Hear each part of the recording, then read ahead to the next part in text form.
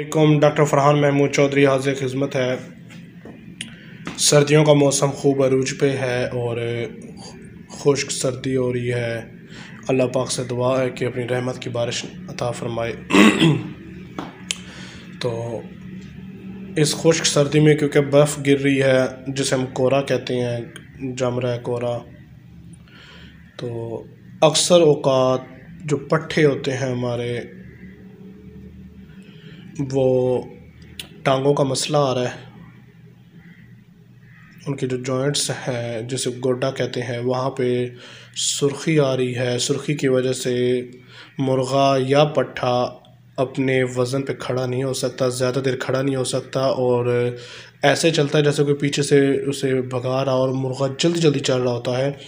वो चल रहा इसलिए होता है क्योंकि उसका अपनी जॉइंट पे वज़न नहीं आ पा कर रहा होता, तो उसका स्केलेटन सिस्टम काफ़ी ज़्यादा डिस्टर्ब हो रहा होता है सर्दी की वजह से। क्योंकि सर्दी में अक्सर होता है कि खून जम जाता है। ये ज़्यादातर उन पट्ठों में आता है जिनको आप ज़्यादा बाजरा खिला रहे हों या इस किस्म की।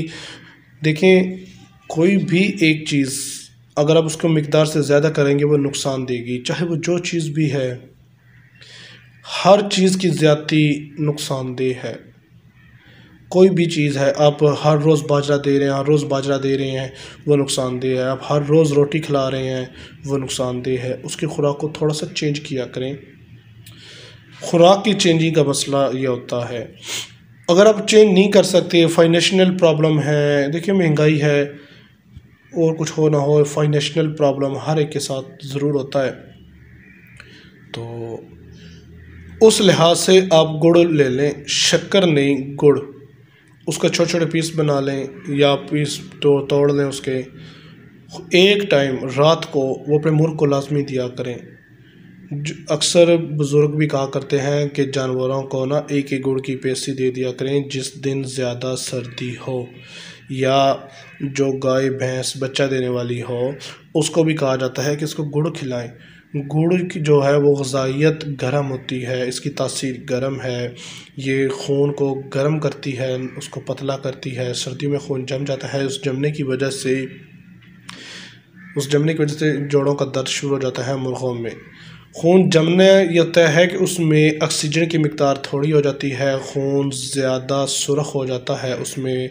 इट्स मीन कि उसमें खून ज़्यादा अगर सुरख हो तो उसमें ऑक्सीजन की मिकदार थोड़ी और कार्बन डाइऑक्साइड और दूसरी गैसेस की मिकदार ज़्यादा होती है। इट्स मीन उसे हम गंदा खून कहते हैं, जो बाज़ औक़ात थोड़ा सा थिकनेस में ज़्यादा होता है। इसके लिए आप सबसे पहले और कुछ ना कर सकें, आधी गोली डिस्प्रिन वो खिला दें। अगर आप डिस्प्रिन भी नहीं खिला सकते तो डिक्लोरान टैबलेट ले लें, आधी गोली वो खिलाएं और आधी गोली शाम को ये देनी है। और एक दिन के नागे पर आपने कोई अच्छा सा स्टीरॉइड उसका टैबलेट ले लें, कोई अच्छी सी डेकाट्रॉन है और प्रेडनिसोलोन MM है, ये ले लें। तो अगर आप माहिर हैं या आपके पास कोई माहिर इंजेक्शन है जो पोल्ट्री में इंजेक्शन लगा सकता है, तो आप उस सूरत में सबसे जो बेस्ट और 100% इलाज करने वाला स्टीरॉइड है वो आप उसके जोड़ों के जो जोड़ है उसमें आप इंजेक्शन लगाएंगे।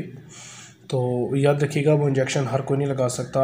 थोड़ी सी भी उसमें गफलत आपके मुर्ग को उम्र भर के लिए अपाहज कर सकती है, माजूर कर सकती है। इसलिए वो इंजेक्शन लेकिन वो इंजेक्शन 100% रिज़ल्ट देता है। जहाँ वो रिज़ल्ट देता है ना, वहीं पे उसका थोड़ा सा मसला भी ख़राब हो जाता है। तो वो स्टीरॉइड है प्रोस्टेरॉइड के नाम से इंजेक्शन लें। ये उसके जब जोड़ों में थोड़ा सा ब्लड निकालने के बाद उसके जोड़ में लगा दें। ये इंशाल्लाह ताला 100% आपको रिज़ल्ट देगा। प्रोस्टेरॉइड एक बहुत अच्छा इंजेक्शन है और ये आपने स्लो लगवाना है। तकरीबन 1 मिनट में आपने वो इंजेक्शन सारा इंजेक्ट करना है। ये आपने 3 से 4 पॉइंट आप ले लें, वो आपने इंजेक्ट करना है 1 मिनट के अंदर। ये देख लें कि कितने आहिस्ता लगाना है और इसका फ़ायदा बहुत ज़्यादा है। अगर आप इंजेक्शन वाला काम नहीं कर सकते तो डिक्लोरान और या फिर कोई अच्छा सा स्टीरॉइड उसकी कोई टैबलेट ले लें। वो टैबलेट ले लें, आधी गोली टैबलेट की सुबह और आधी शाम को। मतलब आज आपने डिक्लोरान दिया है तो कल आप उसको स्टीरॉइड दे दें। मैं अक्सर औक़ात ये कहा करता हूँ कि आपका परिंदा ठीक है या नहीं ठीक, आप हर महीने उसे एंटीबायोटिक का कोर्स लाजमी करवाया करें, हर सूरत करवाया करें। पोल्ट्री फार्म पर जाएं, वहाँ पे तमाम परिंदे फ़्रेश होते हैं। क्यों फ़्रेश होती हैं?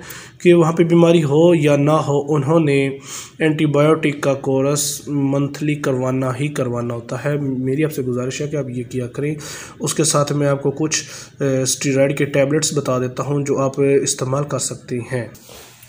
प्रेडनिसोलोन MM, ये अच्छी टैबलेट भी मिल जाती है।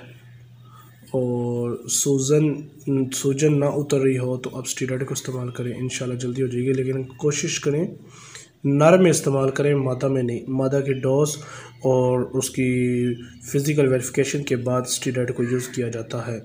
दुआ में याद रखिएगा। डॉक्टर फरहान महमूद चौधरी। अल्लाह हाफिज़। एक बात छोटी सी और नोट कर लूँ, डिक्लोरान, ट्राइबरसन और अच्छा सा कार्मिनेटिव सिरप, और चौथे नंबर पर एक अच्छी सी टैबलेट स्टीरॉयड की टैबलेट, ये आपके घर में मौजूद हों। आप हर महीने अपने मुर्ग़ को इसका कोर्स लाजमी करवाया करें। इससे आपका मुर्ग़ को रेज़ा, NDIB, लसोटा या फिर ये सांस की बीमारी जो भी होगी, डाइजेस्टिव सिस्टम की या स्केलेटन सिस्टम की कोई भी, आज का जो दिसंबर का महीना है इसमें ज़्यादातर 15 जनवरी तक इसमें स्केलेटन सिस्टम की ज़्यादा बीमारियां आती हैं। हड्डियों की, जोड़ों की बैठ जाना, टांगों का हद से ज़्यादा जोड़ों का सुर्ख हो जाना, ये बीमारियां ज़्यादा आती हैं। मेरी वीडियो को लाइक कीजिएगा, सब्सक्राइब कीजिएगा, दुआ में याद रखिएगा। पाकिस्तान जिंदाबाद, पाकिस्तान पाइंदाबाद।